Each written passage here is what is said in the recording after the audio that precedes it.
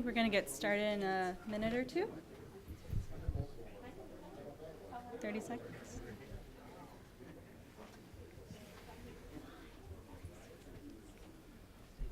Neil, do you pass that to Neil? I just turned it on. Okay, but do you need it? No, because, no, I don't need it, because I'm here.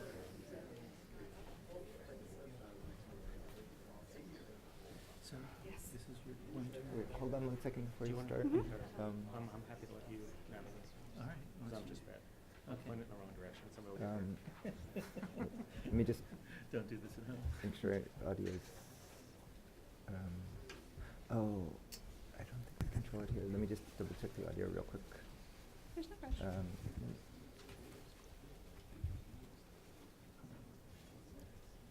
So something's funny with the audio. The sound? Okay. Yeah, Yeah. Well, let me grab someone. yeah, the,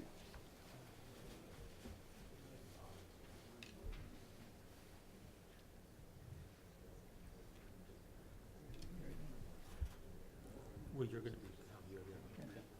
The laboratory machine shop to check on the progress Okay. of some parts that we're good, okay.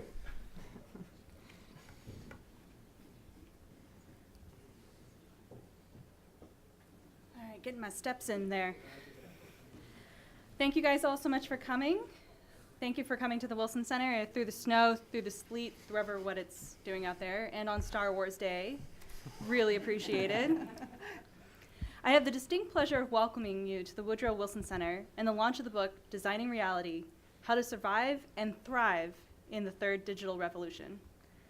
My name is Elizabeth Newberry, and I am the director for the Serious Games Initiative here at the Wilson Center in the Science and Technology Innovation Program. This means that when I'm not introducing world-famous authors, I translate research ideas into one of the most dynamic mediums we have for the public engagement, games. As Alan might agree, games are one of the best tools we have for translating complexity into an accessible and, dare I say, fun format. Translating complexity is something we specialize in here for the Science and Technology Innovation Program. From DIY biolabs and maker spaces for health innovation, to citizen science fighting Zika, to cybersecurity labs for congressional staff, we specialize in being the bridge between those on the ground innovating science to those here in Washington wanting to make science policy. Our goal is to make science accessible. That's why we are pleased to bring the expertise of the Gershenfeld brothers to you today. This book demonstrates that fabrication will provide a convergence of digital and physical worlds and argues for the need to get ahead of this revolutionary technology before it's too late. From food to furniture to games, fabrication is changing the way we design and make things. Designing Reality is written to underscore not just the science of fabrication, but also to open the black box and make ideas behind fabrication accessible and personal. The question I would pose to you as the audience is not just how fabrication will change society, mostly because I think from our panel we'll find out that it already is, but instead, how can we influence the shape and ethos surrounding the technology that supports fabrication? So without further ado, because I know you didn't come to hear me talk, let me introduce the panel. Moderating today's panel is Eleanor Powles, director of the Anticipatory Intelligence Lab, AI for short, here in the Science and Technology Innovation Program. As a bioethicist and international science policy expert, her research focuses on the convergence of technologies, particularly around AI, IoT, and citizen science, and really so much more. If she may forgive me, she is like Neil in that she is a techno-optimist, and that's according to his brothers. Seeing the potential in transformative technologies and driven by a desire to engage with diverse audiences to unlock the potential of science. This has led her to testify before a huge amount of government bodies, from the Department of State to the UN, but also to engage lay audiences through platforms such as New York Times, Scientific American, and TED Talks. Neil is the director of the world-renowned MIT Center for Bits and Atoms. He's been called the intellectual godfather of the maker movement and is the founder of a growing global network of Fab Labs.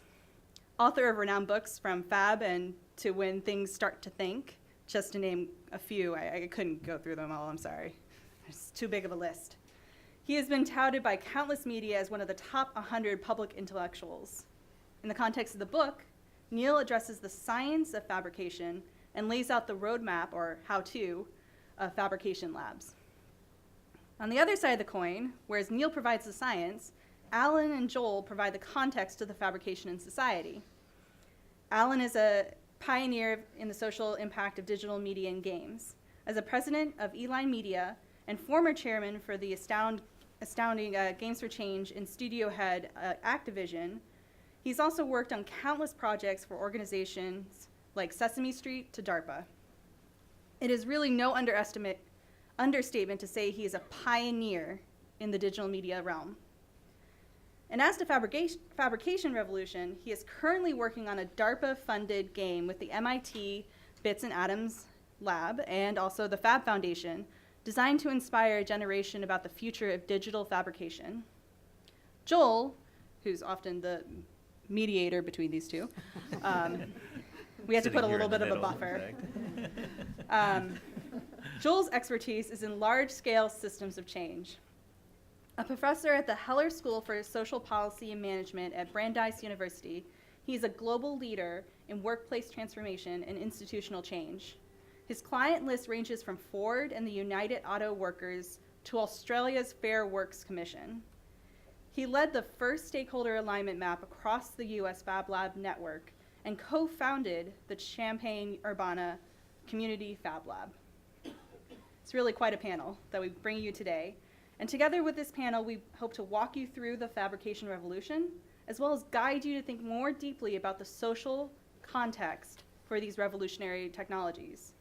Thank you again so much for joining us, and without further ado, I turn it to our panel.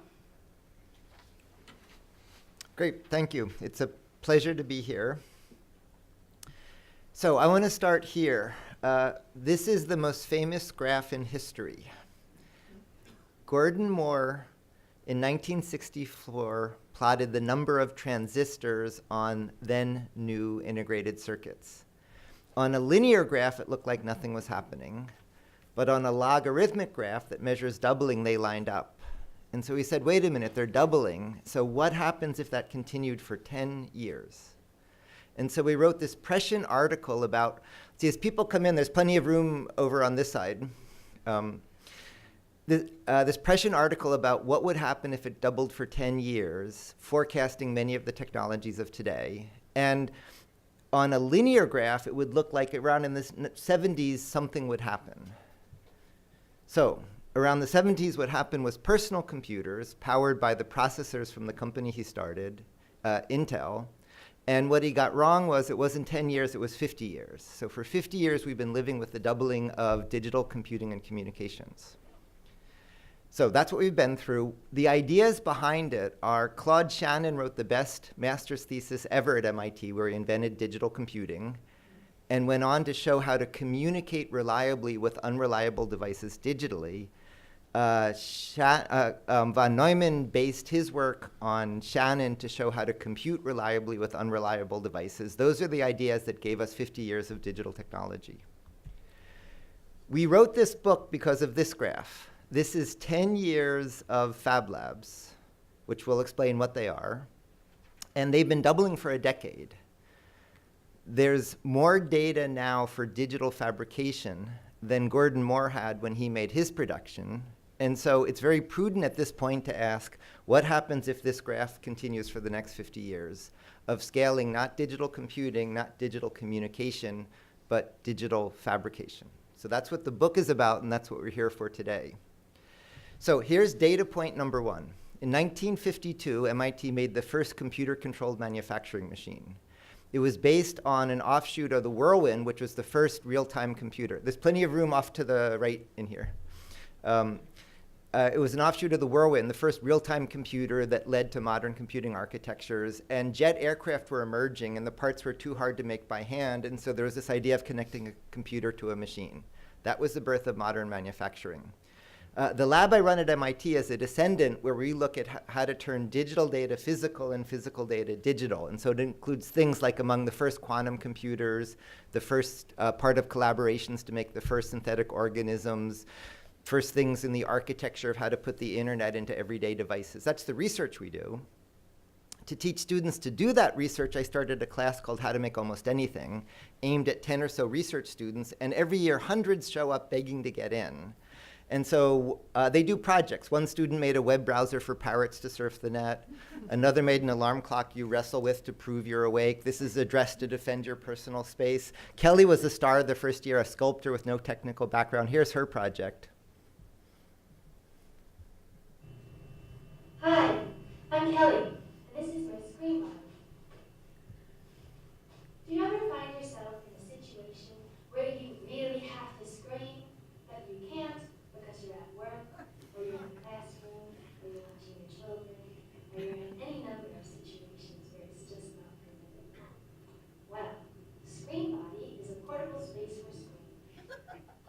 When a user screams into Screen Body, their scream is silent. But it is also recorded for later release, where, when, and how the user chooses.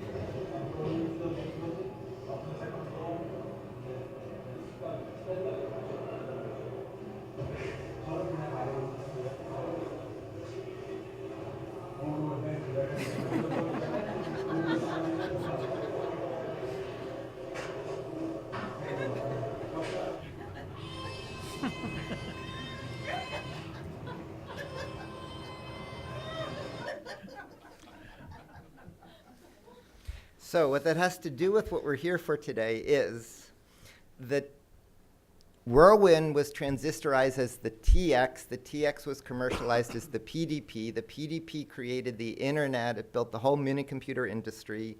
The founder, Ken Olsen, famously said, "Nobody needs a computer at home." It failed when PCs came.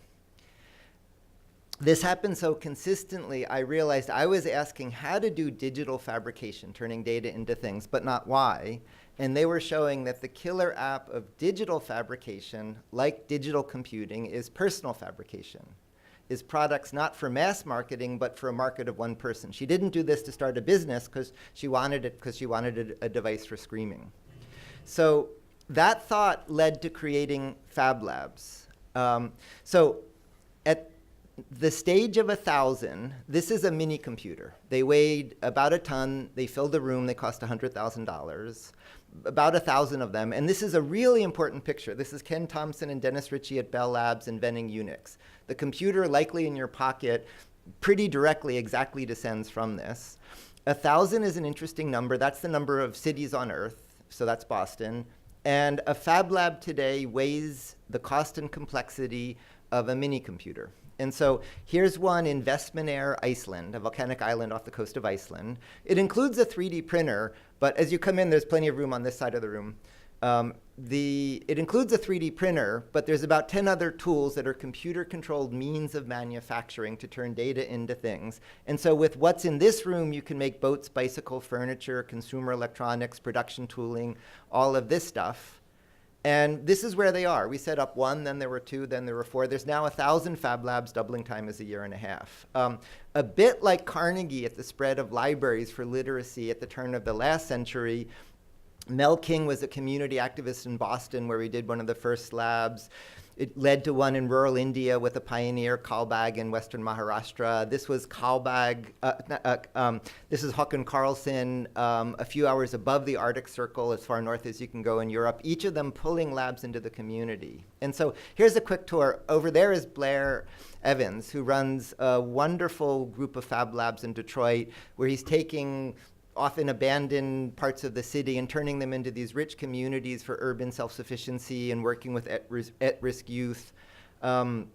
Cookin, the tribal council, Alaska Native has great cultural traditions, terrible problems with suicide, unemployment, alcoholism. This is merging traditional crafts and media with modern digital technology.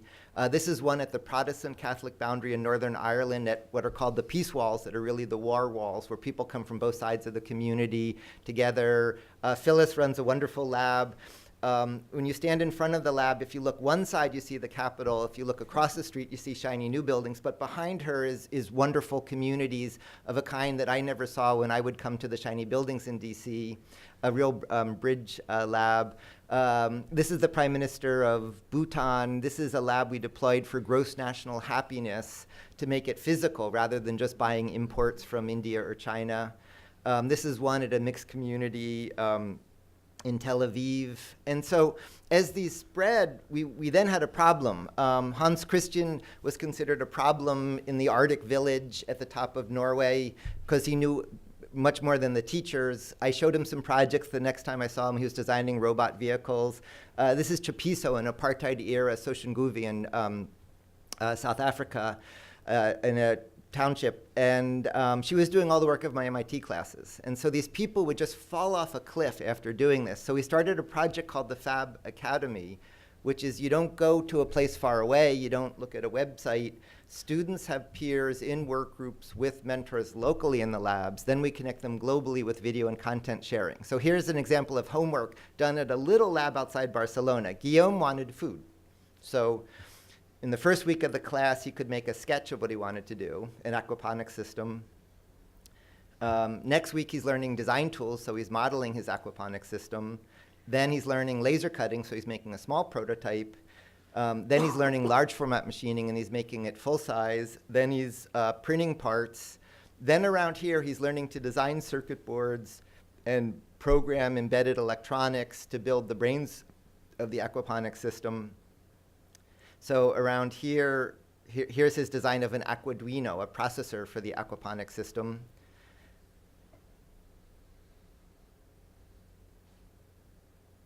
And then he puts it all together. And then I love this picture. Here he is with the first food produced by the system.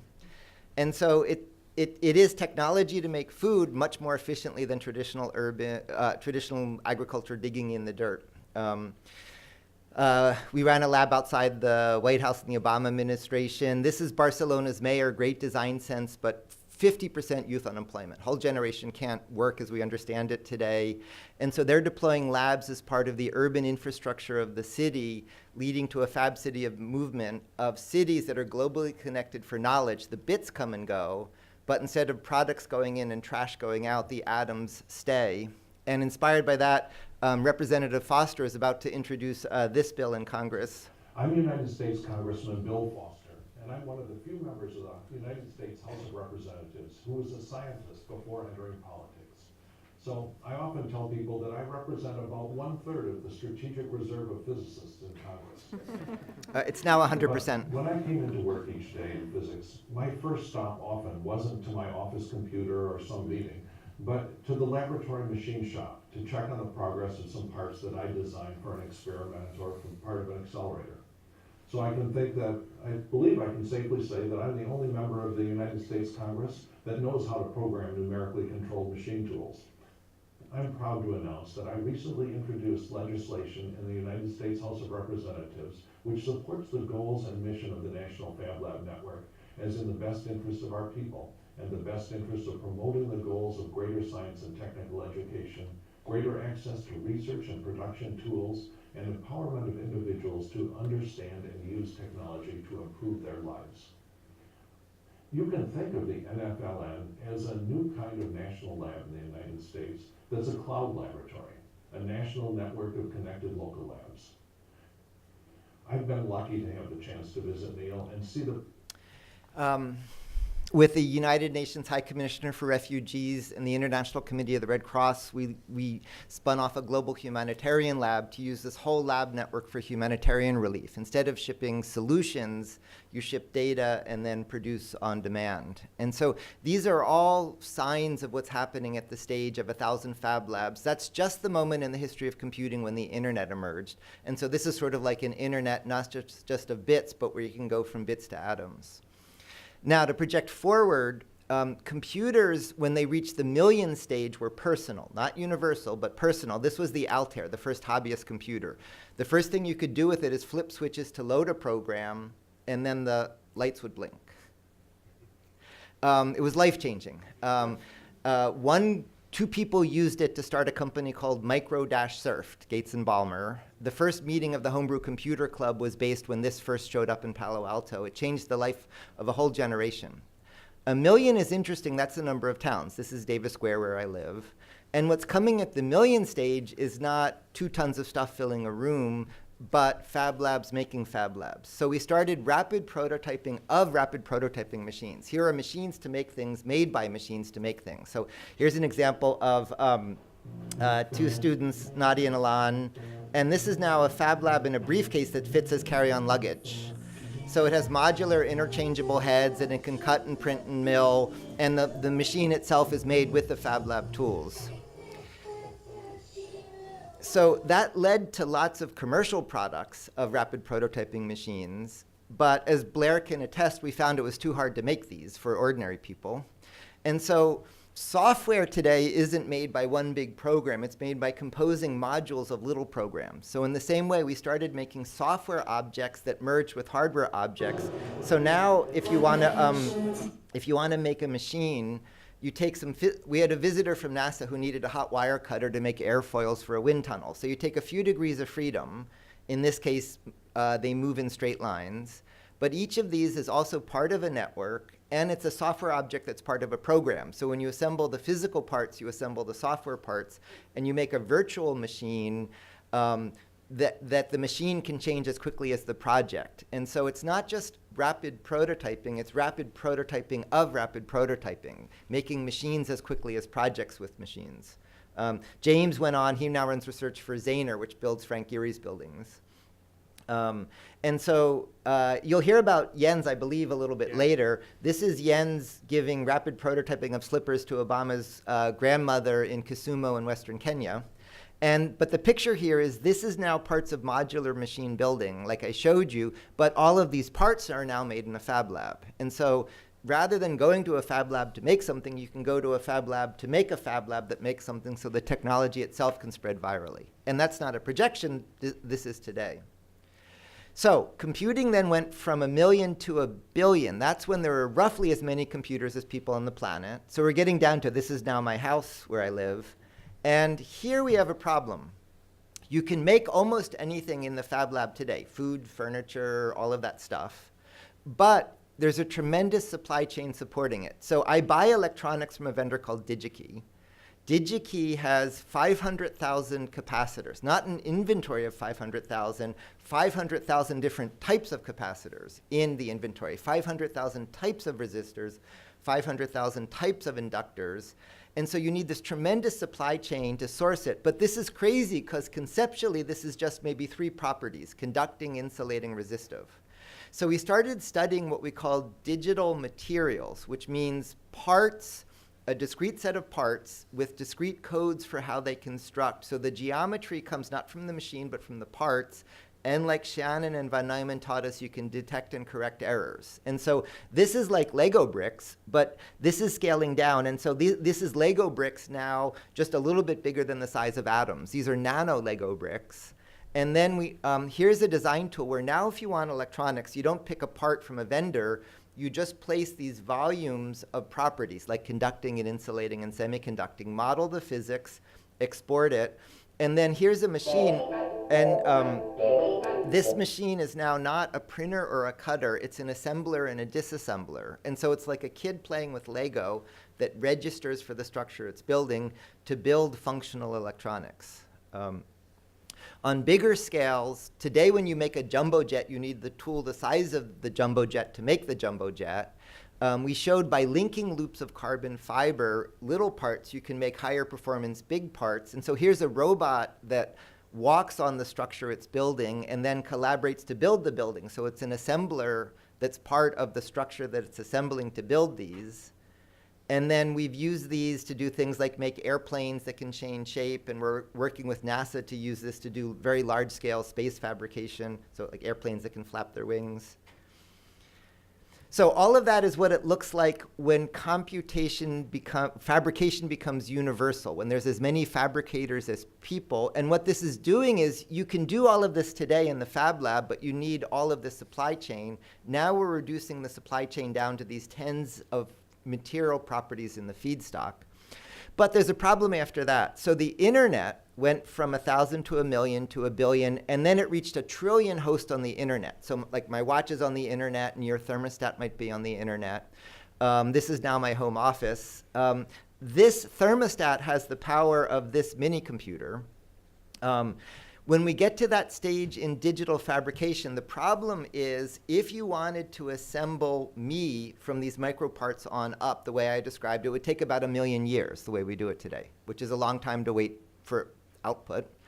The biological solution is you're made out of molecular Lego called amino acids. There's a hierarchy from the chain of how you assemble them to how they fold to how they become parts and how they become you. The molecular assembler is called the ribosome, and it's really slow. It places 1 molecule a second, but you can make an elephant 1 molecule a second because ribosomes make ribosomes.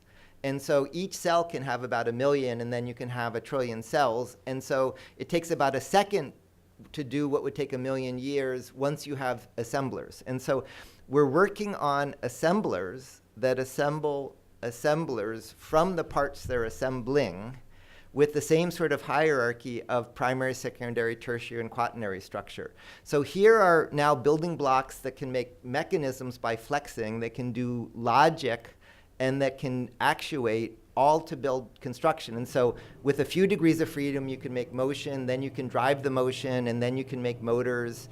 And so these are all parts of making an assembler that can assemble itself from the parts it's assembling. And then here's a really interesting design tool. To design the assembling assembler, this lets you place bricks of about now 20 material properties. So you can design a structure, you can design the computing, and you can design the communication for the mechanism to design the self-reproducing assembler. And so that's what we're currently building. And interestingly, the modern theory of computing is traced back to von Neumann and Turing. And the last things they did was to study fabrication. The last thing Turing wrote about is how genes become forms, you. And the last thing von Neumann wrote about was how to make a machine that communicates a computation for its construction, a self-reproducing machine, as getting at the heart of life. These were theoretical exercises, but we're at a point now where we can do this. We can make a self-reproducing machine at this convergence. The third digital revolution, fabrication, isn't separate, but it completes the first two. When you communicate a computation to fabricate, you're merging all three of them. And finally, a way to understand all of this, this is bonus material for the movie The Martian. This was a fun event at 20th Century Fox. And after this talk, you should recognize what's behind me. They wanted to talk about how you actually bootstrap a civilization on Mars. And what NASA calls ISRU, in situ resource utilization, roughly assumed you need to replay the Industrial Revolution. You needed the 500,000 resistors on Mars. And what we're discovering is you can basically erect all of technology from about 20 parts in the same way that you're made out of 20 parts. But biological materials can't do a lot of things that engineering materials can do. So with about 20 material properties, we can build this hierarchy to make almost anything. And so really the fundamental question we're asking at heart are one of the minimum building blocks you need to bootstrap a technological civilization. So now to step back from this, I've described technical stages of 1 to 1,000 to 1,000,000 to 1,000,000,000 to 1,000,000,000,000, literally in fabrication, in the same way we went through all of those stages in computation. Now, the historical lesson is all of those are here today. If you come to my lab, you can see each one of these, but at the rate we're going, it's going to take about 50 years for all of them to get out. But the lesson from the internet is email, video games, word processing, all of that wasn't invented after the smartphone. It was invented in the mini computer era. So we're in the stage now where anybody really can make almost anything, which completely changes notions of how we live, learn, work, and play. The roadmap I told you is going to play out, so it's going to get successively faster, better, and cheaper.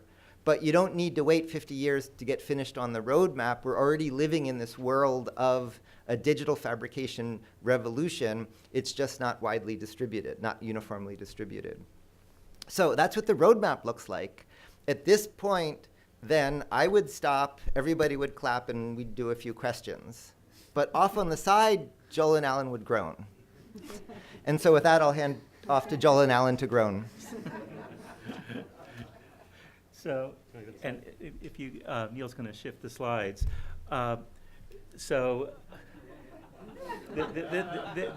This is a relatively recent picture of the three of us.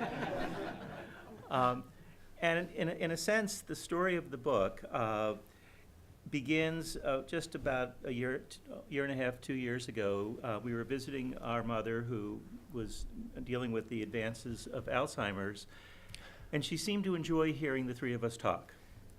And the three of us, essentially in our conversations, concluded that we felt that Neil was right. The technology, we believed, was marching at an accelerating rate. But we didn't trust Neil to get it right when it comes to society. Let's see. Sorry, I don't trust OS X to get it right. I'm trying to make the toolbar go away. We're going to leave it to Neil to figure out the technology. But meanwhile, we can proceed. Well, I don't know if we No, can. you can't. Let's see. The yeah, the yeah. I want you to know I use Linux. Let's see. This is a teachable moment. Yeah. Let's see. How, Joel, Why don't you exit the web browser? Let's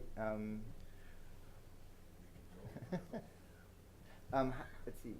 Alt tab. I'm not sure what state it's in. Talk to your computer. But I don't.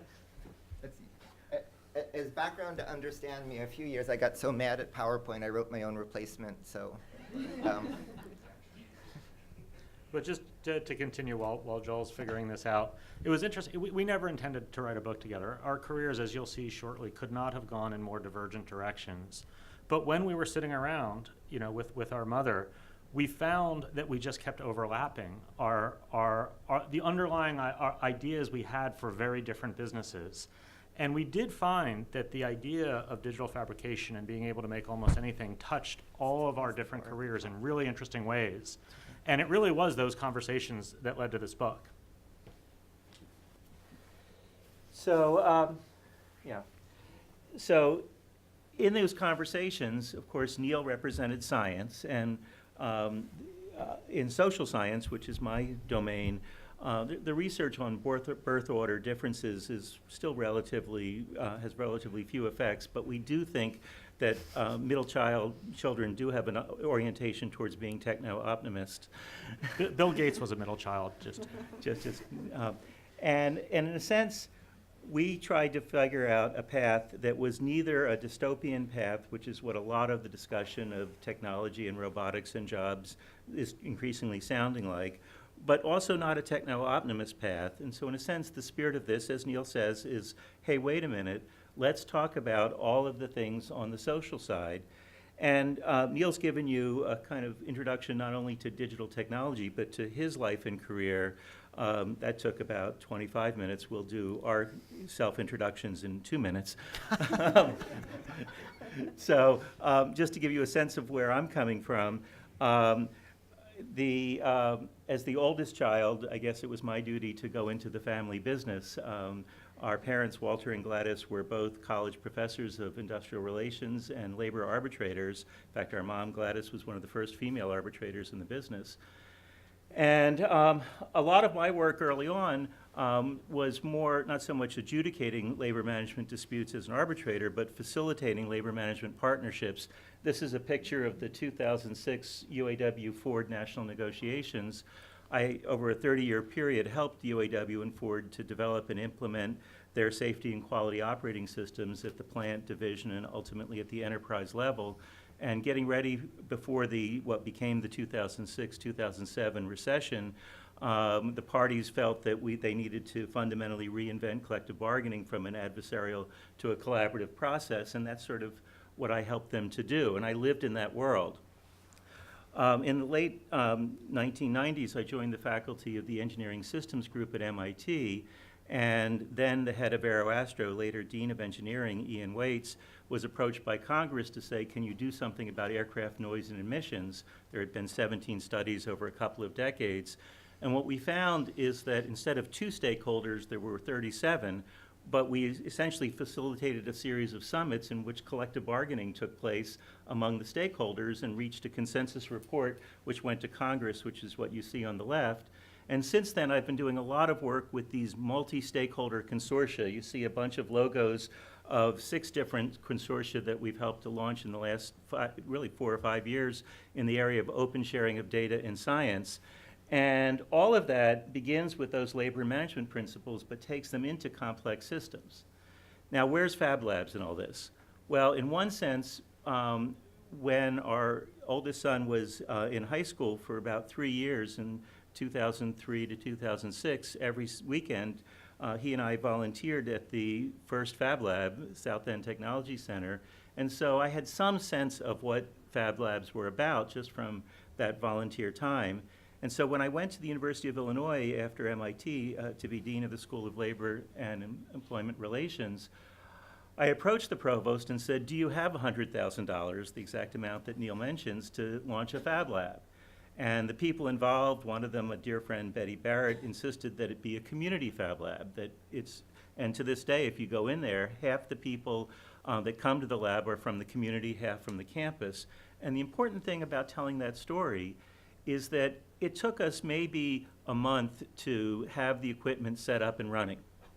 It took about 2 or 3 years to get all of the committees and the social structures and the connections to the Boys and Girls Clubs and the libraries and all of the other parts of the community and social systems aligned with the operation of a Fab Lab in the community.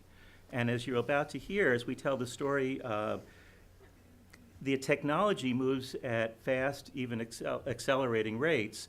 The social systems move at slower, we're going to argue, linear rates, and that's the sort of fundamental challenge that underlies our remarks.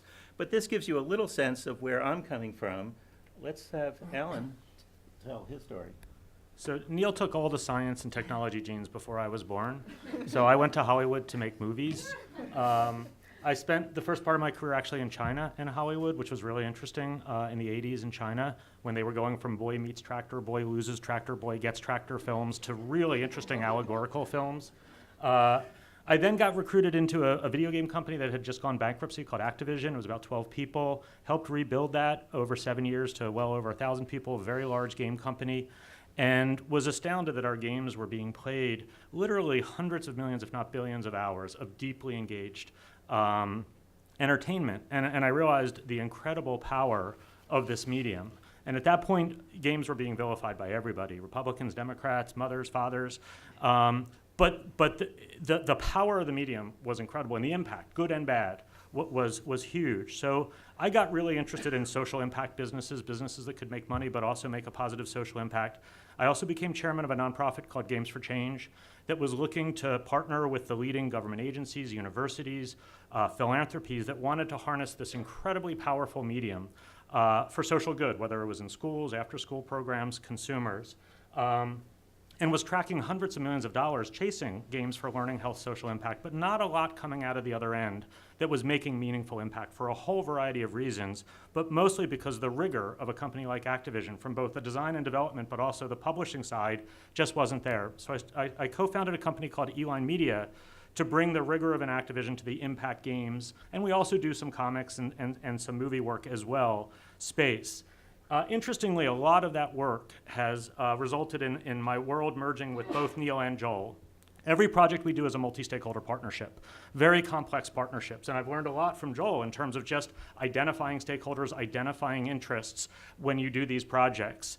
A lot of our projects are about helping youth and young adults become creators, not just consumers of technology. So we have a product that we did with the MacArthur Foundation to teach young kids to make games. About 1 million kids have gone through it in schools. We partnered with actually OSTP to start the National STEM Video Game Challenge. The last 7 winners have gotten to go to the science fair at the White House. Interestingly, Neil mentioned the Cook Inlet Tribal Council. We were approached by the Tribal Council, an Alaska Native group who wanted to do a mission-aligned business that empowered their youth and shared their culture, which is often misrepresented in popular media. And so they just had a feeling they wanted to do a video game. We ended up, a whole long story about how that emerged. We ended up partnering with them to do a game. We got 36 Alaska Native elders, writers, and storytellers, some of the world's best game makers, went on a 2-year journey together. We put out a game in the Inupiat language with 26 embedded documentaries, and it's touched a nerve. We had over 3 million players. It's very profitable, won lots of awards. The tribe has taken their revenue and invested in us. They're actually our largest shareholder. Our chairman is head of the tribal council. And when they were looking at our slate of games, they loved the Fab project that we were working on with DARPA. And that led to them meeting Neil. They now have a Fab Lab. It's one of the most pioneering Fab Labs. It was actually honored at the White House. And they're now building a distributed network of Fab Labs. And this is a culture that for generations has been sustainable. And in many ways, with the rural to urban movement, they become less sustainable, but technology can make them sustainable again. Fascinating. And as Neil mentioned, we are working with DARPA on a project. When Neil talks about those 20 digital materials, and they can make almost anything, it's very hard for people to have a mental map of what does that look like? How do I go to work? How do I make breakfast? How does my life change? So by building a game to immerse you in that aspirational but achievable future, you start to develop those mental maps. So we start the book with a thought experiment. Imagine if you could go back in 1965, have a cup of coffee, that's before they had pumpkin latte, non-fat, and you're sitting with Gordon Moore, and he's telling you about this article that he just wrote, and I recommend you Google and read the article. It's absolutely astounding, because he really does predict personal computers, mobile phones. Great title. Yeah, the title you can sort of the title is Cramming More Components Onto an Integrated Circuit. I mean, that's the title of this seminal paper. Technical language, of course. Yeah, but imagine if you could sit with him and realize that there are going to be personal computers, mobile phones, smart cars, and they're going to be connected. And you're a policymaker, you're a social scientist. You might start thinking about, wow, this is powerful. How do we think about inclusion? How do we think about digital divides, digital civility? Imagine if people started thinking about those in 1965. Joel and I did when we were writing the book, we really tried to find the first social scientists and policymakers that recognized that technology was exponentially doubling in performance, and it was decades after the article. The social sciences were really reactive to the science. And, as a result, you want to go to the next slide? We're still playing catch up. So, Neil says anybody can make almost anything, but right now, 4 billion people are not connected over half the planet is not connected to the internet. You can't have a Fab Lab or digital fabrication if you're not connected. So already there's a massive access divide. Before we even get to a Fab divide, which could greatly deepen our digital divides, we have massive digital divides. Hold on one second. Access is not binary. It's not like you have it or you don't. One of our investors is Sesame Workshop and the Joan Gantz Cooney Center, and they do great work around digital inclusion. And they have a very interesting report that talks about the continuation of access. So billions of people have a feature phone, and that's all. Try writing a document, let alone CAD/CAM fabrication workflows on a feature phone. So not even if you have access, you may have minimal access or intermittent access. Cost is an issue. So about 2 billion people have very limited access. So already, most of the planet doesn't have the basic foundation to enjoy all the benefits you heard about. And I think the key thing is that the technology... Joel, microphone closer. The technology, long ago, could support global access to 8 billion people. And so it's about social and policy decisions made early on that help to explain why we're only halfway there, and even less.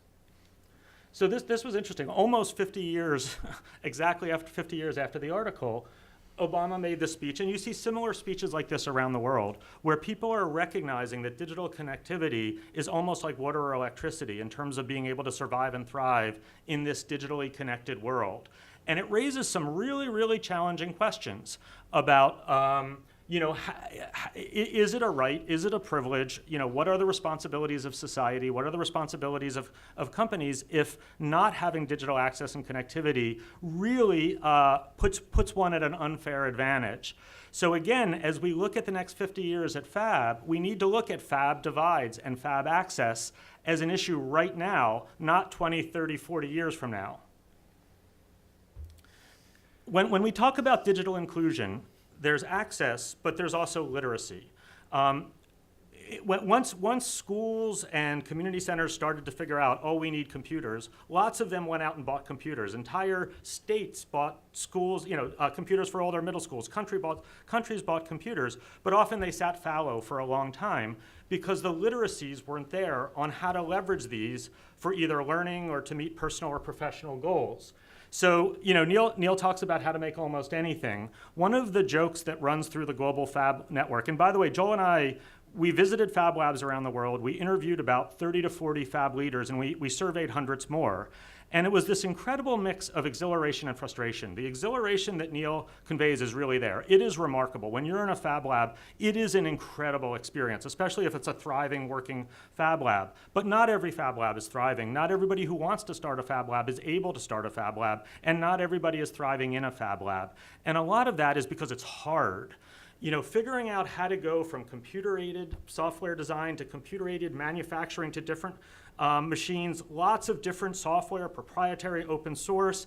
Then you have all the material science of the consumables, the biological and chemistry of whatever whether you're using woods or plastics, or there's multiple domains. It's very complex, and a lot of things can go wrong. That's what happens if you don't use a 3D printer properly. This is actually a fire that happened in Neil's lab when somebody wasn't attending to a laser cutter.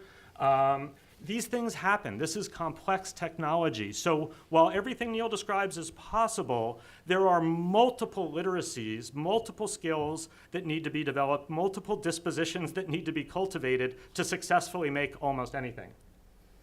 So this is just an example of some of the stuff in Neil's Fab Academy class, just to give you a sense of the variety and complexity. Now this is remarkable. Once one develops these skills, and I also add dispositions, because the dispositions around critical thinking, problem solving, creativity, collaboration, you don't really teach those, you cultivate those. Fab Labs really do that. When you make projects that you're invested in, individually and collaboratively, you really develop just-in-time skills and you cultivate these dispositions. But it is hard, and anybody who's tried to make stuff in a Fab Lab knows that. One thing we've observed is that the process of making things has enormous benefits. You really do develop skills, cultivate dispositions, and it sets you up for all sorts of things in life. In some ways, that's even more powerful than the end result. We're not yet at a point where we can make what we consume. When I go to Neil's house, he has access to the world's best Fab Labs, but there's very little in that house that was made in a Fab Lab. That will change over time. It really will. But right now, the process of making things is absolutely remarkable and very powerful. So the third part is you have access, you have literacy. Often overlooked are enabling ecosystems. So one of the most important things in the Fab ecosystem is mentors.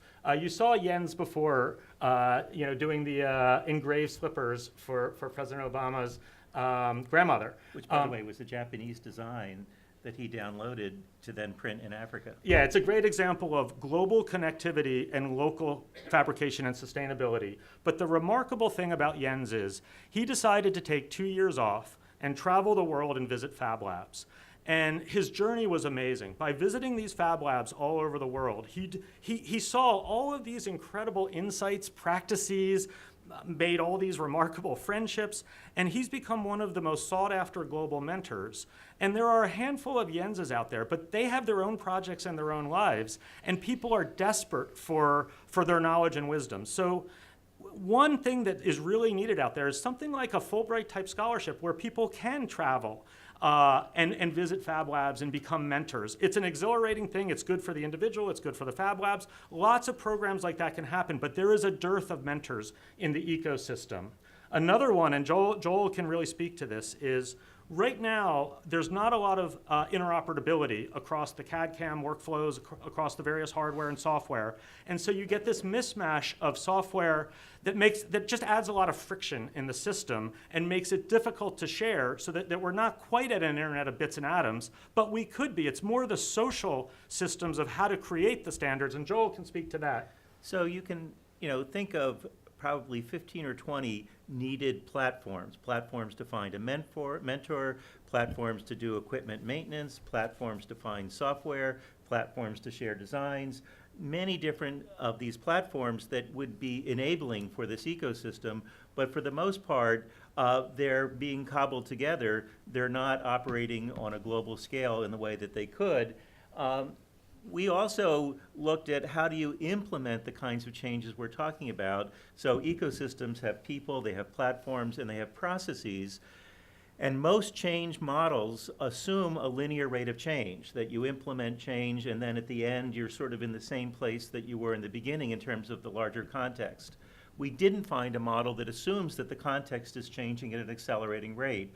If we have time during the Q&A, we developed the model that you see here, which in a sense talks about how you anticipate change, how you align stakeholders, how you cultivate ecosystems so that the social and the technical can co-evolve.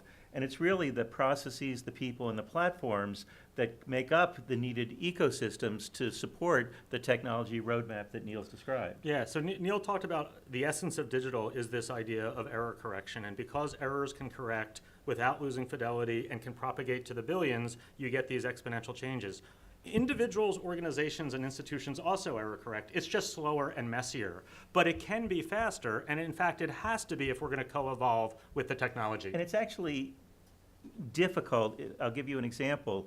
I have a colleague here, Steve Slay, who's also a former president of the Labor and Employment Relations Association and lives in this industrial relations world where when we try to do system safety in manufacturing operations, one of the hardest things is to do this error correction. And the way you do it is with people reporting near misses. The problem with reporting near misses is you have to admit that something bad might have happened, which involves social systems of not being blamed and having that be an event in which you're trusted and not at risk in doing so. When you overcome those barriers, those deeply embedded assumptions, actually some very powerful things can happen around error correction in social systems, but it's not an exponential process in most settings where we try to do that. Yeah, we're going to have to race through the other slides, but I will make one other point on this. In games, you know, you get these massive communities, sometimes 50, 60 million people, and you often get a lot of toxic behavior. And there's been some amazing research, especially out of Riot Games that does League of Legends, where they really started to study how toxic behavior propagated and how positive behavior propagated. And then with their audience buy-in, with their gamer buy-in, they started testing immediate feedback loops where if somebody did something, they got immediate feedback for why it was inappropriate, that had buy-in from the community on the methodology and explained it very quickly. And the fact that it happened quickly and was clear, it was incredible how the toxic behavior started to go down. And the results are now published in Nature magazine. But the more that you build those norms and those systems and those feedback loops as you're building communities, that the community then propagates with those values. And that's social science error correction married with technology. We have a lot of these insights right now, and as the Fab ecosystem propagates, we need to learn from these insights. But I think, Joel, we're going to have to really race if there's going to be time for questions. So, you know, there's no one silver bullet for this idea of Fab inclusion. The government does play a role, things like the Fab bill. They can play a role in terms of not just R&D and funding, but the bully pulpit of just making people aware that Fab inclusion is an issue. Neil mentioned Carnegie. You know, before Carnegie, it wasn't necessarily an assumption that every town and every school would have a public library. Afterwards, largely it became an assumption. We believe the same thing with Fab Labs. It should just be an assumption that of course a community should have an open access Fab Lab. Of course a school should. That's a great opportunity for a philanthropist. And we've actually mapped the dollars to do the equivalent of Carnegie, what Carnegie did for libraries for Fab Labs. You know, you have all these moonshot activities now from companies around digital connectivity. It's 50 years later, but those same moonshots can apply to Fab Access as well. So we can leverage a lot of the government and corporate initiatives for digital divides, for Fab divides, but ultimately we want to keep this distributed vibe because the 1,000 Fab Labs really opted in. It's this great, passionate, distributed network, but we want to reduce friction for people that want to join that network. So the first three parts of, hey, wait a minute, Neil, we believe you're right, but what about inclusion, which, as Alan says, is a combination of literacy, access, and the enabling ecosystems. That's the first part of the, hey, wait a minute, but there's a deeper part. In any complex system, we have to talk about risk. And in the case of digital fabrication, there are some pretty serious risks to mitigate. You have here a digitally printed 357 Magnum pistol, which, you know, at one level, as Neil will tell you, you can buy a gun a lot cheaper than you can make one in a lab. But you can imagine bad people doing bad things in labs. Even more troubling is the emergence of biofab, which has all sorts of great potentials, printing human livers and what have you. But those of you that know about medical ethics review panels know that the institutions around governing the ethics and the societal implications of biofab are not keeping pace with the technology that's racing ahead. And probably less obvious, but probably even more worrisome, is if the number of Fab Labs is doubling every year and a half. We have 1,200 labs now. There's about as many maker spaces. The consumables, in a few years of doubling, are suddenly going to become a choke point in the system. There's work that we'll talk about in a little bit that's meant to get at that, but there could be a whole ecological crisis around the consumable materials. And those are just some of the sort of obvious wait-a-minute risks that are in the system. I'm going to put on the table a less obvious one, but that comes out of my world of employment relations, which is all of the things that we've established to ensure fair treatment in the workplace, health and safety in the workplace, succession planning, and all the rest assume that there's a workplace. And so we have some real issues around the social systems that we depend on in our institutions when we have a distributed ecosystem of places where people go to make things, but that's not a workplace.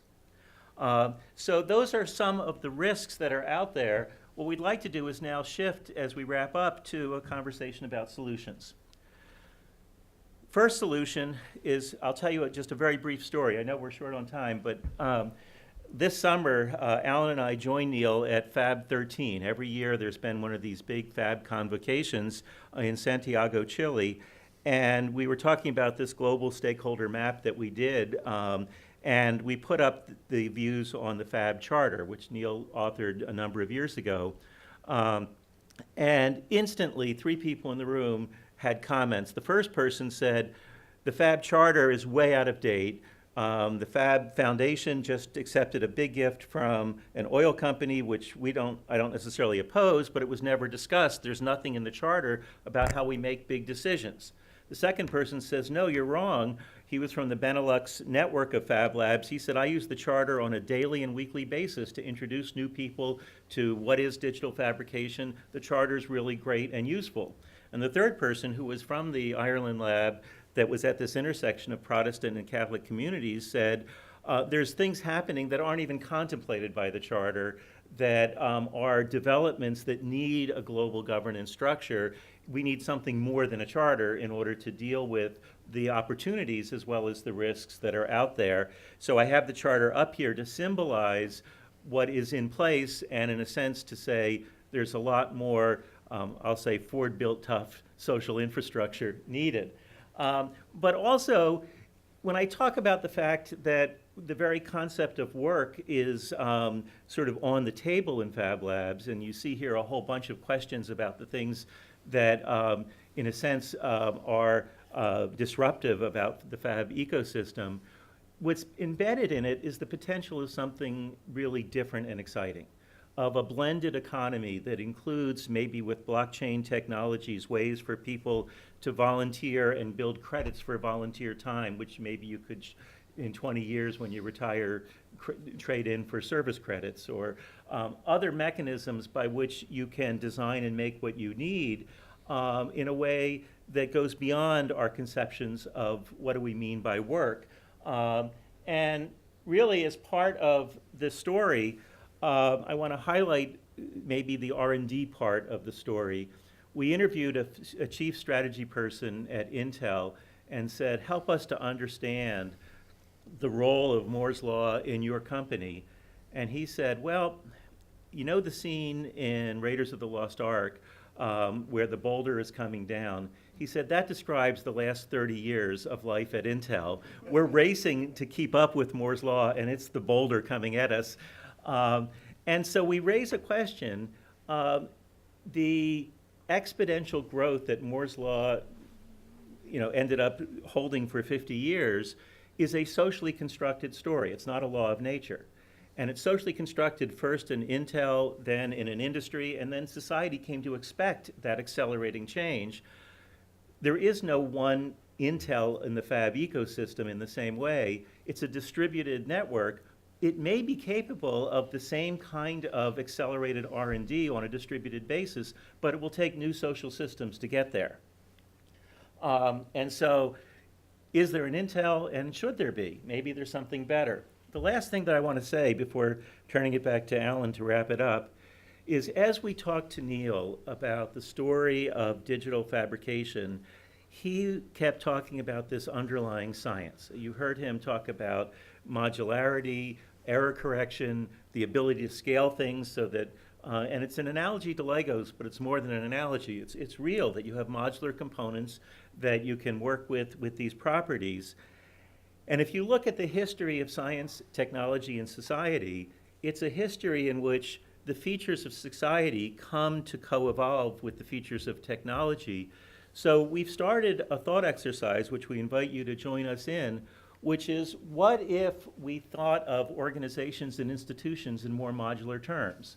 Already that's starting with teams, with projects. It has some dark side around gig jobs that aren't quite holding up in the same way. And when it comes to disassembly with organizations and institutions, we're not as good as that as we are at assembly. And as we talked earlier, there are issues of error correction. But I think it's worth learning to think in digital terms in order to then think in social terms about how the society can co-evolve with the technology. So with that, I think we should end on this slide, just to give us time. But okay.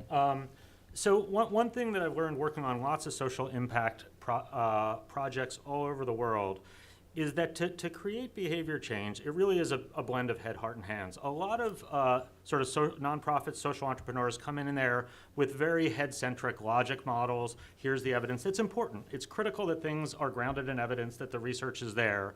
But rarely do you change behavior just on intellectual evidence. The heart is really the storytelling. It's putting a human face, getting into the heart, getting into the emotion, and marrying the heart and the head is really critical. But the third one that people often miss is the hands. Actually giving people an experience, feedback on that experience, and a pathway forward. And when people talk about gamification and games, often they miss the real essence of what makes really good games so engaging. Games are an invitation with a contract. When you get invited into something that you care about, a goal that you care about, individually or collectively, and you go into a problem space, you fail most of the time, as with many things in life. But the key is you're getting feedback. You're getting feedback from the machine, the game, from a peer, from a mentor, from a peer online, from the whole system. And that feedback gives you a step to go one step further towards your goal. And you're constantly feeling like, I'm making progress individually and collectively. So this blend of head, heart, and hands, I think, is critical if we're going to create a movement around true Fab inclusion to realize the aspirational goals. Actually, let's do the one last slide, because I think it's important for you to tell the what if, why not story as well. So we mentioned the Fab game. One of the things that media does, movies and games, and other certainly novels and comic books, is they create images of the future. They synthesize these images. When Joel and I were saying there were very few social scientists or policymakers who understood the impact of the accelerating digital technologies, the science fiction writers were right there. They were thinking ahead. They were creating our mental maps for the future. But unfortunately, most of our mental maps right now, having two teenage boys, are dystopian. They're growing up because dystopian stuff makes for, in many ways, better fiction. One of our business partners at our company, we've actually just launched a new company with him, is a guy named Alex McDowell, who designed the movie Minority Report for Steven Spielberg. And that movie is very well known because they designed Washington, D.C. in the city of 2040, and they had a lot of scientific experts help inform that, including Neil. And so they came up with things like driverless cars and gesture-based controls and context-sensitive advertising, and all those things came out of science and evidence contextualized in a story. And there's something like 40 or 50 inventors who've said, the mental map from that movie inspired me to invent this. we believe the same thing can not only happen with gadgets and things, but with social systems. So we have a design shop where we ask the what if, why not questions grounded in evidence, and then try to bring the best game and movie storytelling and game systems technology to be able to prototype the future, aspirational but achievable futures. So in the book, we came up with 7 of these with 7 Fab pioneers, and we asked them to ask the what if, why not questions for how do you want to see your Fab Lab and the Fab ecosystem unfold. And so Neil mentioned Blair Evans from Detroit's Insight Focus is here. He asks the question, what if we could work and spend less while creating and connecting more? Imagining in a 15 or 20-year horizon, people building an ecosystem where they could make what they need and have personal fulfilling stories to go with it. We also have highlighted Alicia here, who, as a Rhodes Scholar, was at Oxford talking about the circular economy, and now she's at the University of Santiago building a web platform for people to use local materials to deal with that consumable crisis, in which if you live near a desert, you need to know the properties of nearby sand. If you live near a jungle, you need to know the properties of the sap that's in the trees, or what have you. And in a sense, people can design and make things that correspond to the environment that they're in. Those are just 2 of these what if, why not scenarios. But really, in the book, we ask the question, let's envision a future where the social and the technical co-evolve. It's aspirational, but achievable. And then let's build the stable steps to get there.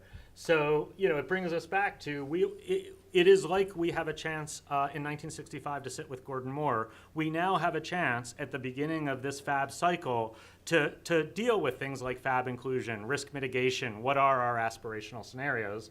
And if we just go to the very last slide, in almost every interview you see with Neil. Yeah, that is the very last slide. This one. In almost every interview you see with Neil, he talks about we're on a path to the Star Trek replicator. And in many cases, the replicator was the mental map for Neil. But in our interviews, we had a lot of bounce back on that. A lot of the folks in the Fab ecosystem were, that's a terrible mental map. Because first of all, if Captain Picard did not get his Earl Grey tea hot, he wouldn't know how to fix that. Which didn't happen in the Yeah, scenario. in this episode, it didn't work. He doesn't know how to fix that. The company that made the replicator does. So he didn't have the literacies. That's a future where, perhaps people don't have the literacy to know how to make almost anything. And it's a very consumer-centric. I can just print out anything I want. It created a fascinating debate about what are our mental maps and is the replicator the right mental map. So with that, we wrap. Thank you.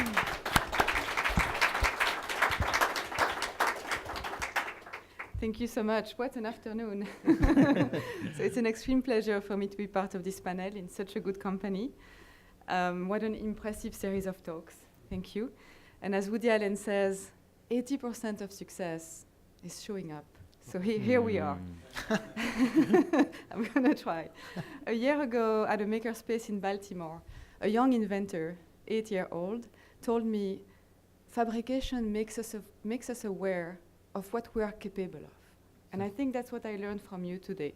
So this ongoing tech democratization could help foster more transparency, more solidarity, and community empowerment. And along the way, our very notion of technological democracy will be extended and transformed. Can I give you a great illustration? Mm-hmm. There's a Fab Lab, one of the first Fab Labs in Egypt was on the Giza Plateau. During the Morsi riots, the person who started it called very concerned, "Are you okay?" And they left, and they said the bright, inventive kids who had no interest in sectarian conflict took it as a day off to work in the lab. That's a good story. They got so much done, and sort of in that story for me is sort of the future of the world. So for the last 10 years, I've had the opportunity to learn under the mentorship of a good friend of Neil, Dave Rejetsky, who is known for thinking outside of the box. So someone who is known for playing with ideas, genetic circuits, DNA barcode, as Neil does with bits and atoms. And so for the last 10 years, I had the opportunity to analyze and decode the democratization of converging technologies, infotech, biotech, genomics, automation, and now artificial intelligence.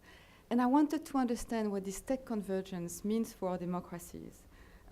Can this new alliance of AI-driven computation, fabrication, and biofabrication, can it actually empower people, fostering diversity and integrity, and instead, kind of counterbalancing those data and design monopolies we are facing today. So what ethos of responsible governance do we build for an array of technologies that are in truth too powerful for humankind to refuse? And the same questions were asked 2 months ago at an MIT Media Lab meeting, a sort of biohacking without borders kind of meeting, where biohackers from Mexico, US, China, India, were all asking the same questions. What makes us a democratic movement? How to make sure that our personal, intimate, and public data do not only benefit those who already control our digital identities? So how do we build counterpowers, global commons, where citizens can learn to turn their own data, their own ideas and designs into innovations? And so we all dreamed the same vision as our authors, but we added biology to it to make it the Internet of living things. And so it looks like this. Imagine the attributes of a new AI, bio, or Fab citizen in the Internet of living things. Scientists, patients, congressmen, everyone will be monitoring the DNA of their own bodies on shared cloud labs. AI platforms connected to our smartphones will analyze this biological data on the fly and will be integrated to our most strategic technical systems, including hospitals, smart cities, airports. And we'll do the same with the microbiome of species around us. And so citizens then become the first line of defense against antibiotic resistance, and they invent and fabricate with bits, atoms, and life the new tools of our medical and sustainable futures. Now, my questions for the panel would be around that notion of risk mitigation and dual use, right? So most of this alliance between fabrication, AI, computation, and biology have pervasive dual-use implications. An AI-powered drone can deliver blood in a hospital in Nigeria. It can also spread bioagents, avoiding detection. AI computation can optimize our cities. It can also be turned into ubiquitous surveillance. Often our privacy is on the line, with a weakening of the boundary between personal and public data. That's happening right now. So how do you anticipate and understand the dual nature and dual use of digital fabrication? And in particular, could democratized fabrication protect us from attacks on our privacy, giving us more ownership and control? So within an increasingly decentralized and personalized production system, how does governance look like? I remember a young biohacker at that meeting saying, if nature is unjust, change nature. So what difference do you see between empowerment, responsible innovation, and permission-less innovation? And that's behind the spirit of the hacking spirit, right? You don't need privilege or power to innovate. So what ethos of responsible innovation? And to Alan more specifically, can you use games, and you started talking about that, but can you use games as an imagination incubator to unveil and question those scenarios of the futures linked to dual-use implications? And I'll let you answer collectively. So I disagree. But before I even answer, one of the things when we started doing interviews for this book is some folks say, well, do you have a sister? So if you were a sister, it would be perfect. Because then we could, it would definitely have changed the tone of the book, but we don't have a sister. When we were asking some of those difficult questions in our interviews, one theme that came up, and I think about Yogesh in India, his response, it's not a direct answer, but it's to a similar issue. We were asking about, people making bad things in the Fab Lab, which is when you put a bio lens on it is really scary. And what he said is, when the younger kids come in, and he deals with an underserved community in a remote part of India, and sometimes they do want to make knives and things like that. And he said, by starting young and starting early and building a culture, especially when peers can guide peers, the culture changes. And it's like I was talking about game communities and social systems. So there's, of course, no silver bullet answer to your question, but you can bake in early on cultural norms, feedback loops, and in some ways that's the most critical, because the most powerful thing is when peers and mentors are guiding peers and mentors. Mm-hmm. And we were talking at lunch beforehand, I often ask the question with these new technologies like biohacking, what if a bunch of college frat kids were really drunk and had these tools? What is the risk? Because that's going to happen. What could possibly go wrong? Yeah, what could possibly go wrong? I was wondering, why do you ask that question? But because it's, the stuff is going to become ubiquitous. So what are the norms? Because there's a lot of things where the norms can control it. But there are technical solutions. So another group of people that we interviewed talked about the intelligence of the machines recognizing, say, that people are using materials that are inappropriate, that may be bomb-making materials, and that there's technical solutions as well. So, I mean, it's a blend of social solutions, technical solutions, but you have to start early. You have to build those norms early into the ecosystem. So let me add 2 parts about the Yogesh story. He runs a fab lab in one of the poorest, driest, most remote parts of India, in Pabal outside Pune in western Maharashtra. And he has a really interesting observation. There's a lot of attention now to smart cities and urbanizations and making cities sustainable. He says that's crazy. My town, India's cities are crowded, they're smelly, they're full of crime, they're full of problems. My town has fresh air, you know, it's a lovely place. And once you add network connectivity plus digital fabrication, it's sustainable. And not as a projection, we're reversing urbanization. We're pulling people back out of the cities to make my little town sustainable. And then to come back to your question, I've briefed rooms full of military generals and intelligence analysts about this, and half of them gasp and say, my God, we have to control this. But then the other half turn around and gasp at them and saying, are you kidding? This is the best possible thing we can do for the core mission we have. And what we find over and over, like Yogesh, is there aren't control points. This can't be shut down.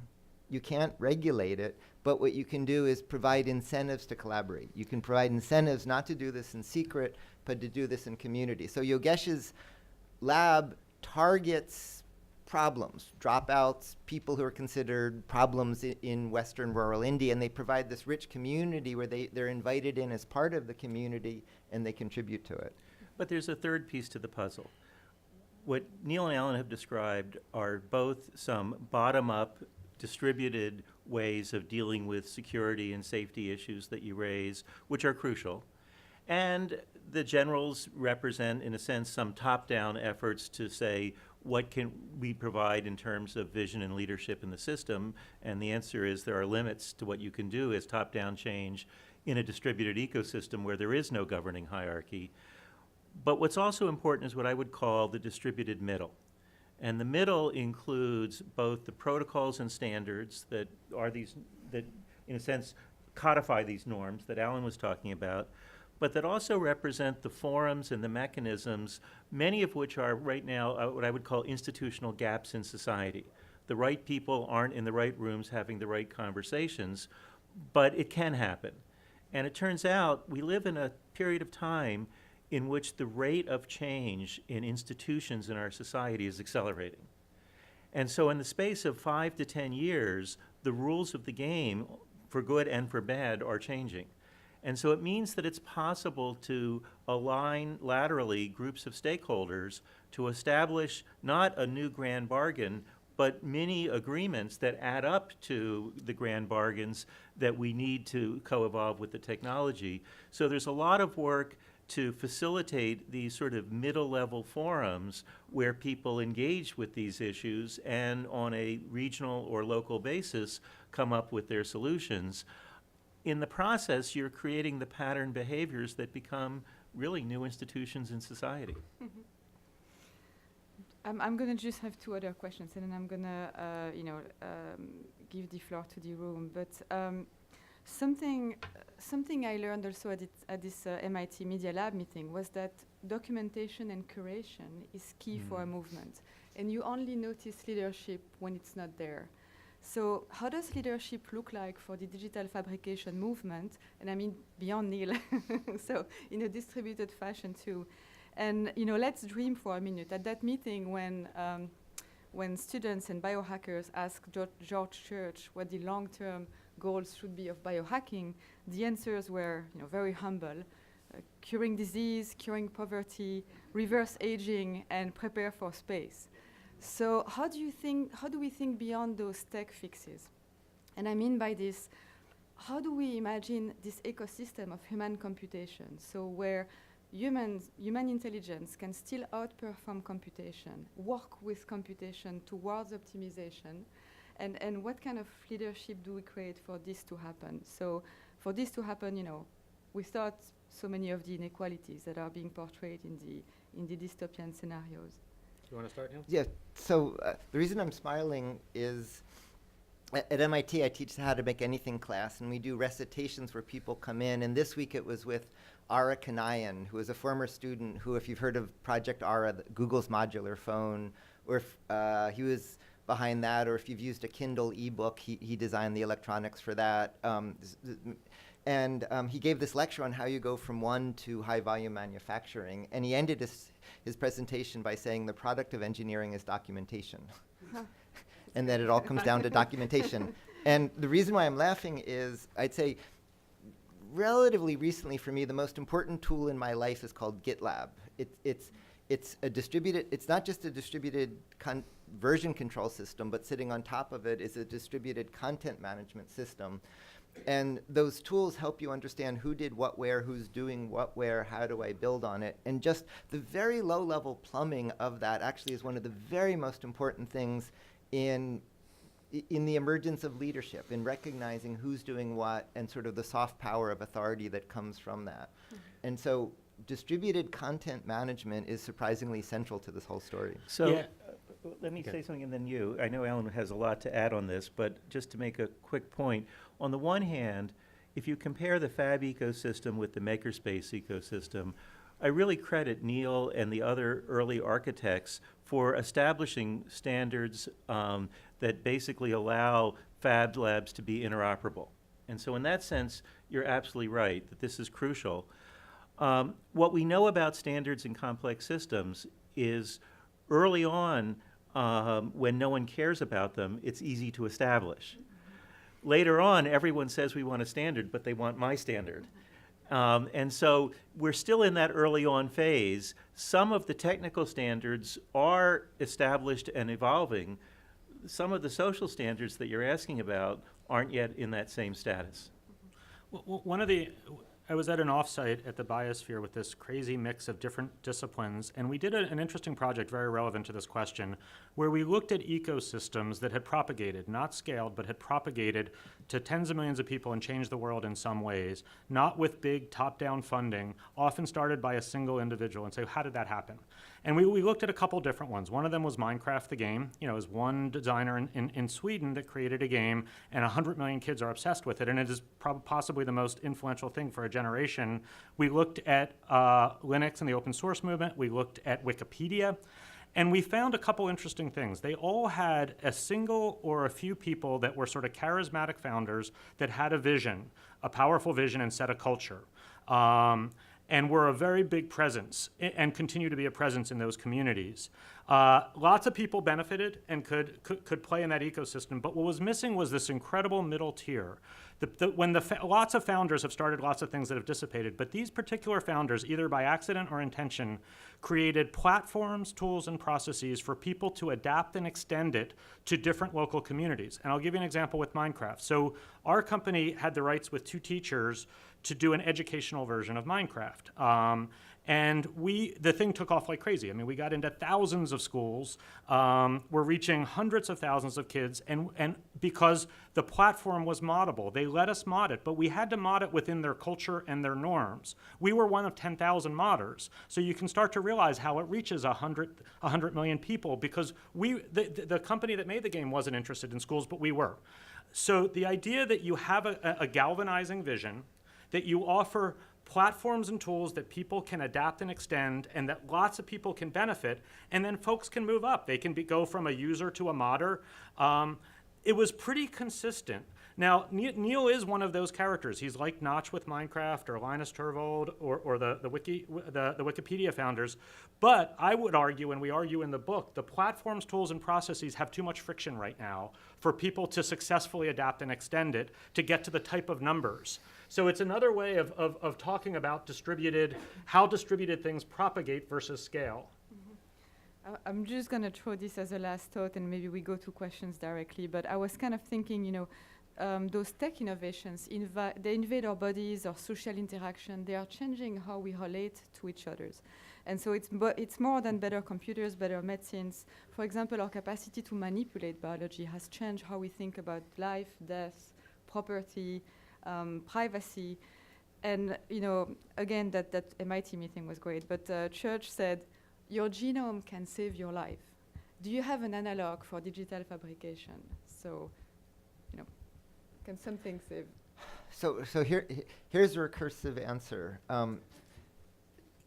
Life does every single thing I just described. Life does digital fabrication. It's taken us 4 billion years to understand that. That's when it evolved. It's doing everything I just described. What we're learning how to do is apply those ideas beyond molecular biology. And so there's a very clear sense in which molecules formed organelles that then formed cells, that then formed organs, that then formed organisms, that then formed societies. And those are all stages in the progression of life. And we're now at the next stage in the evolution of life. So we're bringing the insights about how life works, not just to molecular biology, but the name of the book is both a metaphor, but it's literal. We're at a point now where we can design reality. And design reality means bringing those principles from the molecules up to the planet. So- and with so- that, maybe we lead to So questions. you can see that Neil is a techno-optimist. But I will make a point, and you heard Alan use the words propagate and scale. Oy. So part of the answer to your question is that it takes different communities that think differently talking to each other and learning to speak each other's language. I will tell you a brief sort of inside baseball story in the writing of the book. We were literally a few days from handing in the manuscript. Neil had just read chapter 4, which Alan and I co-authored, and said you ought to have a part at the end of the book on propagate versus scale. He wanted to talk about the difference between linear and exponential change. Alan and I said, absolutely. And we wrote the section and sent it to Neil, and he freaked out because it was the exact opposite of what he intended. The words, he had the exact opposite meaning So for look, the word you know, propagate and the word scale. propagation is like a wave. It like goes, scale, it's like, woo. And yet- and they meant it exactly backwards. Like they meant propagate versus scale. It's like, So in our world, organizations scale something up and it's relatively linear, whereas when things propagate across a population, that's exponential. okay. And Neil said, no, these waveforms, that's linear, but scaling, that's that in the digital media world, that represents something that's And so we exponential. couldn't settle who won, so we decided to teach the controversy and use both in the book. So we a should open to questions. question in the back. I Yeah. saw first one. And one thing I could ask, if you could state your name and where you're coming from, that'd be And how great. you define propagate and scale. Well, actually, whose side you're on. Even better. So, Ed Messino, EPA. So I liked your presentation was amazing. Lots of great thoughts. So thank you for that. And I tend to be a technological optimist.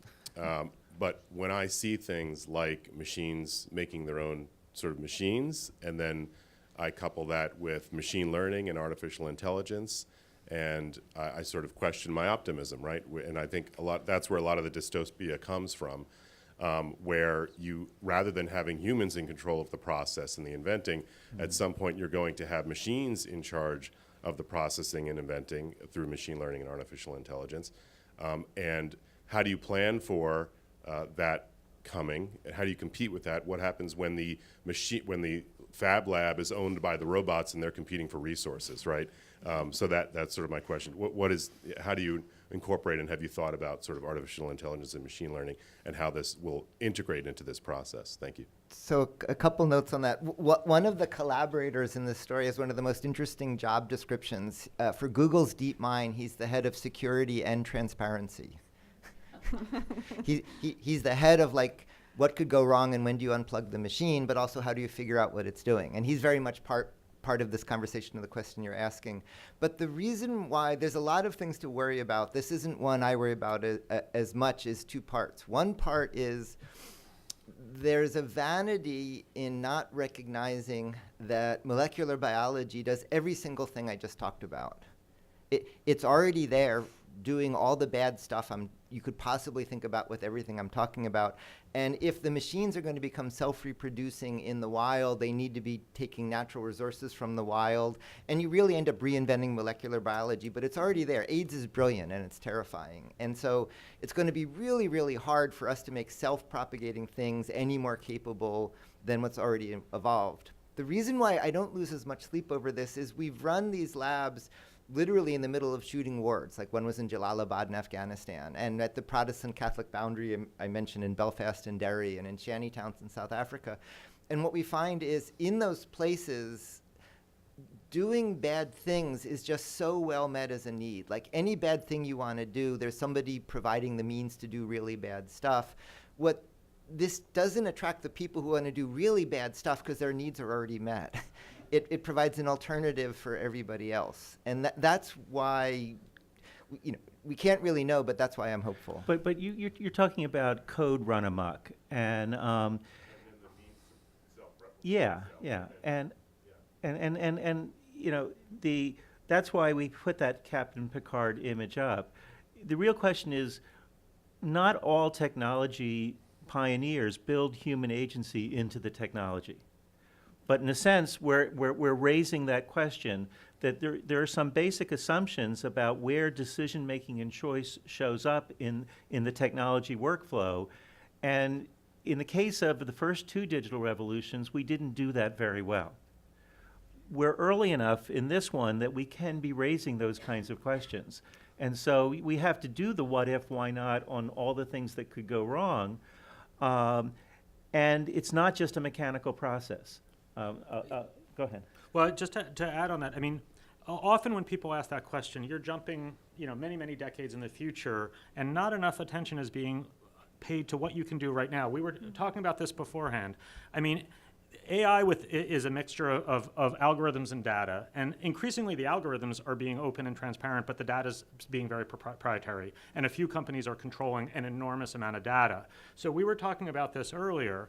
How do we make people aware of that? How do we understand the importance of data? Because we are providing all of that data, all of us, thinking about how to simulate the data, what data am I offering up to the systems? These are things we can start talking about and doing right now, which will create the patterns that will affect the 40, 50 years that you're talking about. So if we just jump to those questions without thinking about the stable steps and decisions now, I think that's irresponsible. So for time, let me suggest the following. Since we're running over, why don't we quickly take as many questions as people want to quickly ask, but ask all the questions, and then we'll each get one turn to answer. And there's also there is a reception. Yeah, which so there's a reception. We can continue to talk. Pass the microphone, ask a bunch of questions, and then we'll each do one answer.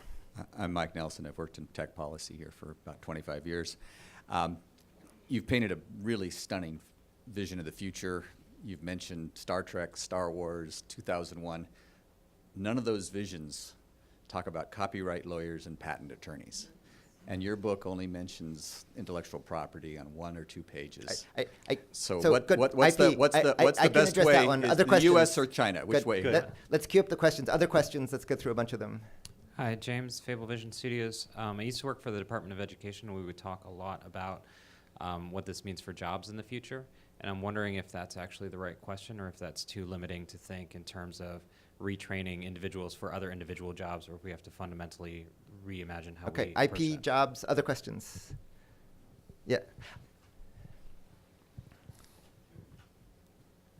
Hi, Stephen Balcom with the Family Online Safety Institute. I thought it was telling that you had President Obama up there, but not the current incumbent.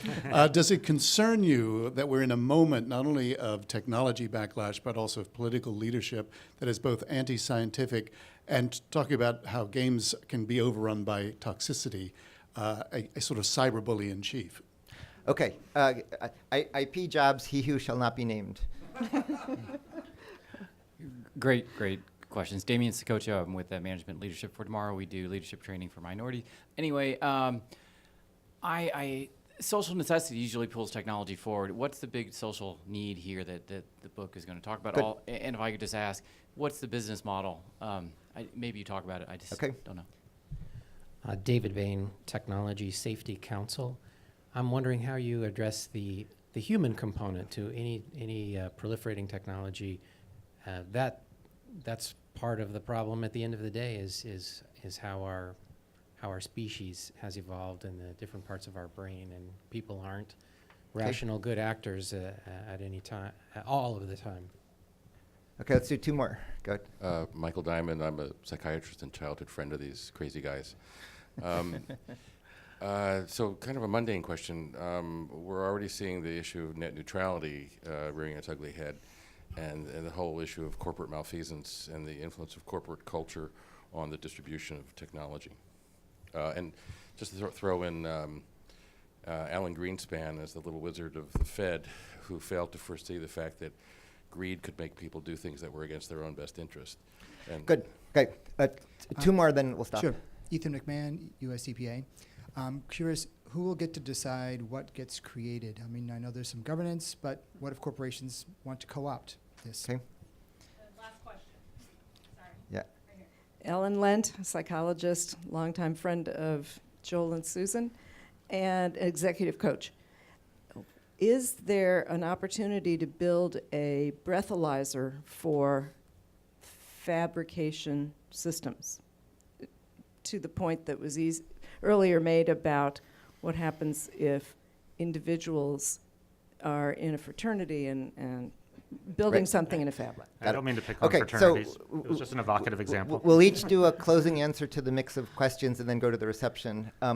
My meta answer is the defining political battles of this era have been Brexit, the Trump election, nationalism versus globalism. My meta answer is when bits can travel globally and atoms can stay locally, global versus local is a false dichotomy. I feel like the whole last story was missing the point. And to say it really concretely, lots of coverage in Barcelona of the nationalists versus the Catalan separatists, completely out of sight from that. The actual people running the city and the people I'm talking about are remaking Barcelona so that it's sustainable locally. Neither the nationalists nor the separatists have much to offer to them.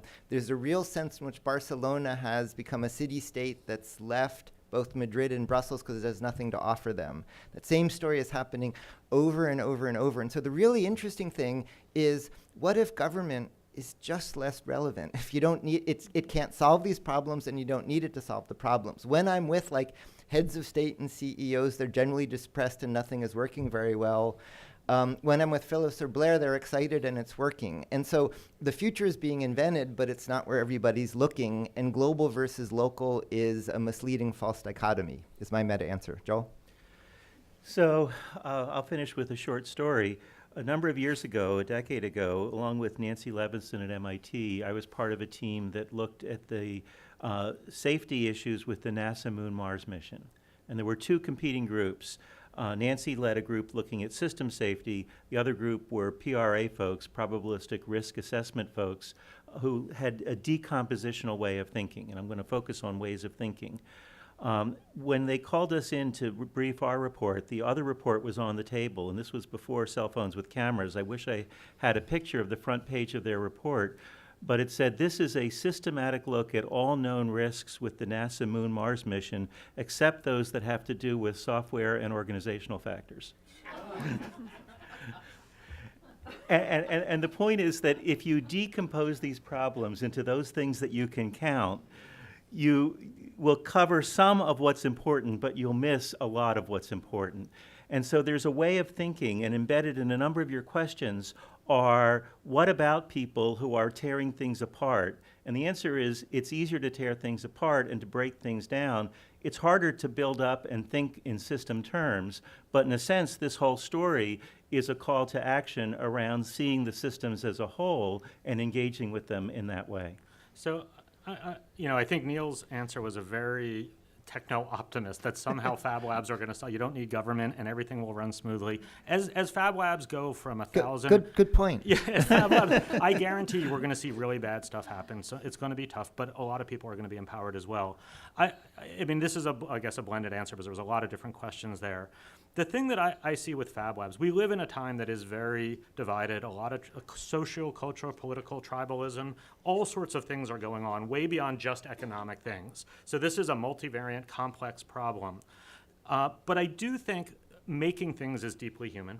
When you go into a Fab Lab, and they really do cross political boundaries, age boundaries, social boundaries, there's something really special about making things, especially when you make them collaboratively, and especially when they kind of help you in your life. So I think making things is a bridge. It's like what Joel calls a boundary object. It helps bridge different communities. I do think the fact that bits can travel globally, but atoms can stay local, is a bridge for sort of global thinking and local thinking, because you really can be locally self-sufficient, but globally connected for knowledge. There's a bridge there. The Fab Lab bill, I think it's very exciting that largely speaking, it's bipartisan. And that's because, you know, there's a lot of benefits. There's a lot of social, cultural, political benefits for a thriving Fab community. So I don't think it gets rid of government. I don't think it solves all these problems, but it's a step. It's a boundary object, and we need more and more boundary objects to start to build dialogue and trust and getting people together, making things, not tearing them down. And I would just close by saying, you know, Alan mentioned this accessibility question, and I think that's where, for me, an answer to all of those questions would be, and I think that's our next democratic challenge, is really to build counterpowers to the big data and design monopolies. So a way to counterbalance that, so that citizens can own their data, their design, their ideas, so that we can democratize the system, so that net neutrality and, you know, matter less, so that your jobs is not that siloed job that you have been affected to, but you can rethink your job, rethink your skills, rethink your place in this society and in this global society. So I think that's really where we have a mission here, and, you know, also in this program at the center, we try to think about that. How do you liberate data, ideas, designs? How do you create an ecosystem for that? Yeah, the very last section of the book hits this head on and is a good segue to the reception. We call it Assemblers Assembling Assemblers and Pancake Breakfasts. And it's inspired by the Remake Learning Initiative in Pittsburgh, which is a really phenomenal initiative where they've gotten stakeholders across schools, universities, businesses, where they just started they all wanted to figure out the future of learning and how to use technology, and everything from Fab Labs to other initiatives. And they started with just a lot of pancake breakfasts and simply getting people in the room in a comfortable environment. All these ideas came out, new stakeholders emerged. And so, you know, if we're gonna have assemblers that assemble assemblers, we need to get different communities together, science, humanities, social science, in comfortable places where they're enjoying food, they're enjoying drink, and they're discussing these things just so you can get to know each other. Speaking of enjoying drink, just as process, we're a little bit late. There's a reception across the hall. We'll be happy to sign books, and we'll go over there expeditiously because we have to leave at 4:30 for another commitment. So we'll see you at the reception. Thank you.